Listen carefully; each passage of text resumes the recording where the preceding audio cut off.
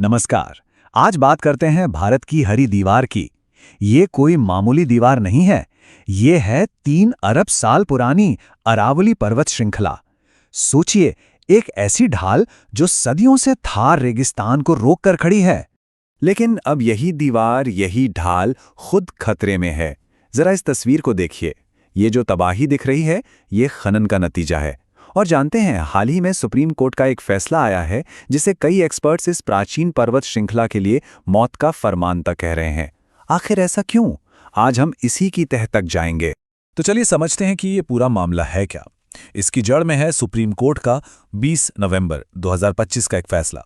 एक ऐसा फैसला जिसने अरावली की परिभाषा ही बदल कर रख दी। तो नई परिभाषा क्या है?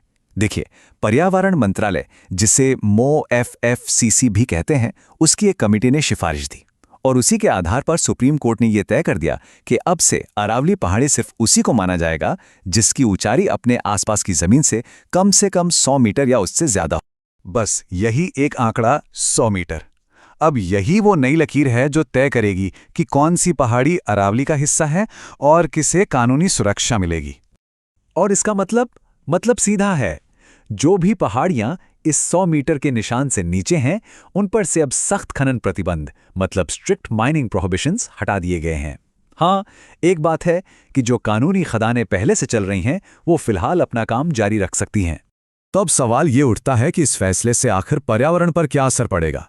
क्यों इसे लेकर इतनी चिंता जताई जा रही है? चलिए समझते हैं। ये आंकड़ा सच में चौंकाने वाला है।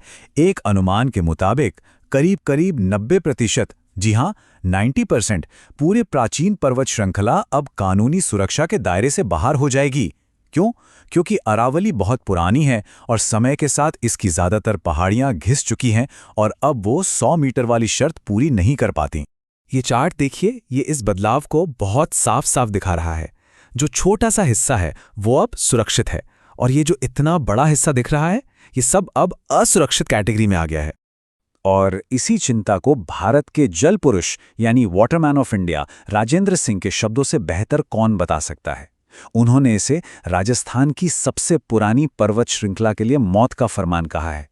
सोचिए, कितनी बड़ी बात है ये। तो ये तो हुई आंकड़ों की बात, पर असल में जमीन पर इंसानों और वन्य जीवों की जिंदगी पर इसका क्या असर पड़ेगा? हम सब क्या खोने जा रहे हैं?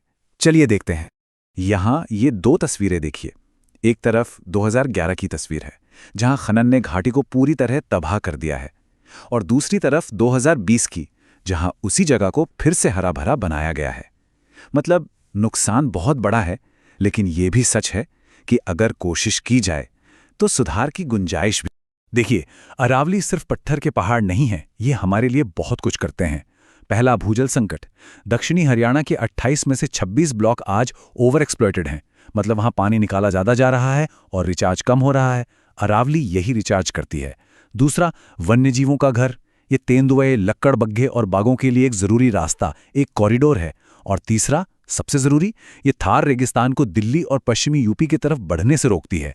ये सभी चीजें अब सीधे सीधे खतरे में आ गई हैं। और जब हम वन्यजीवों की बात करते हैं, तो ये कोई किताबी बात नहीं है। ये खतरा बिल्कुल असली है। ये जो जंगली बिल्ली आप देख रहे हैं, इसका घर, इसका प्राकृतिक आवास अब दांव पे लगा है। बात सिर्फ एक प्रजाति की नहीं है। ये भारतीय खरगोश, ये भी उसी इकोसिस्टम का हिस्सा है। और ये पूरी की पूरी जैव विविधता सिर्फ ऊंची चोटियों पर नहीं रहती, बल्कि पूरी पर्वत श्रृंखला पर निर्भर है, छोटी बड़ी हर पहाड़ी पर। या फिर ये काला तीतर, ये सभी जीव एक हेल्दी इकोसिस्टम, एक स्वस्थ पारिस्थितिकी तंत्र की निशानी है। और अब यही पूरा तंत्र खतरे में पड़ गया है। तो अब सवाल यह है कि आगे क्या होगा। चलिए इस विश्लेषण के आखिरी हिस्से में चलते हैं और देखते हैं कि इस पर लोगों की क्या प्रतिक्रिया है, सरकार का क्या कहना है और फिलहाल कानून क्या कहता है। तो यहां पर हमें 2 पक्ष दिखते हैं। एक तरफ है चिंताएं, लोगों का गुस्सा, #सेव अरावली जैसे कैंपेन और मरुस्थलीकरण और पानी की कमी का बढ़ता खतरा।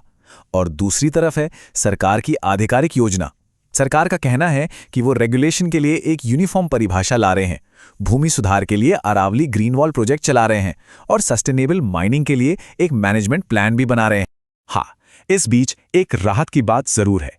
फिलहाल एक कानूनी सुरक्षा कवच है। सुप्रीम कोर्ट ने यह साफ कहा है कि जब तक सस्टेनेबल माइनिंग का ये प्लान फाइनल नहीं हो जाता, तब तक किसी भी नई माइनिंग लीज को मंजूरी नहीं दी जाएगी। तो कह सकते हैं कि खनन के विस्तार पर एक अस्थायी रोक लगी हुई है।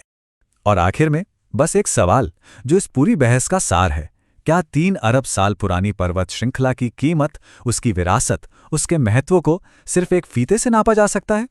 इस पे सोचिएगा जरूर।